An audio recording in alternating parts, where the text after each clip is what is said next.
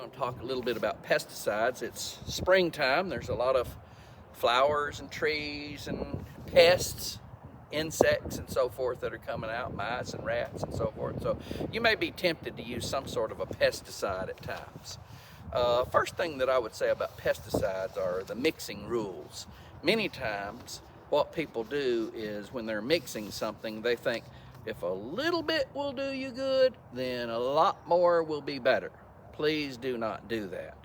Our chemical engineers, particularly at the pesticide companies, they test these pesticides so they know exactly the right amount of the strong original amount that you mix with water. They know exactly how much will take care of that old target pest that you're wanting to annihilate. So please do not mix too much.